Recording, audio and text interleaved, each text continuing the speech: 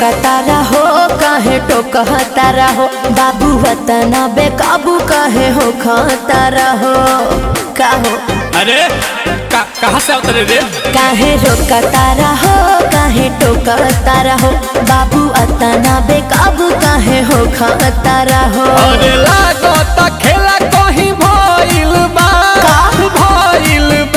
अरे भइल बा ना हो एकर दलान में बिछावल वे रनिया तबे ओढ़निया मइल बा। कौन फरिहान में बिछावल वे रनिया तबे ओढ़निया मइल बा। कुछ भी बोलते हो।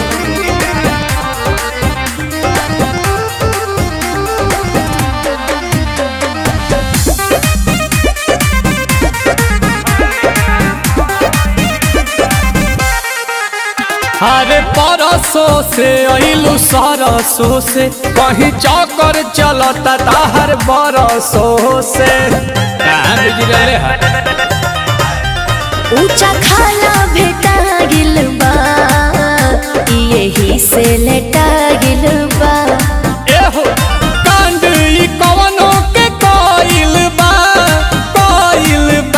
अरे कोइल बा। का मतलब? एकर दलान में बिछावल वे रनिया तबे ओढ़निया मइल बा।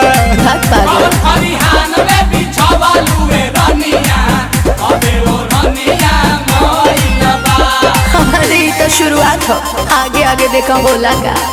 हम कूल देखतानी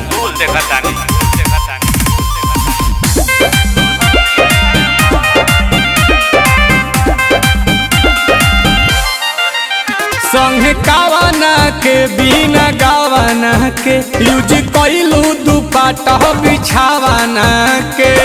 पागल हुए बड़ा का। बनबू चलाक नील कमल हो आंसू से पूछली हो प्रियंसू से। का हो सूट सबूत के धइल बा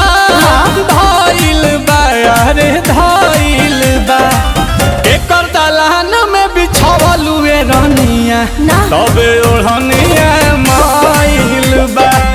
कौन फरिहान में बिछावल वे रनिया तबे ओढ़निया मइल बा। अरे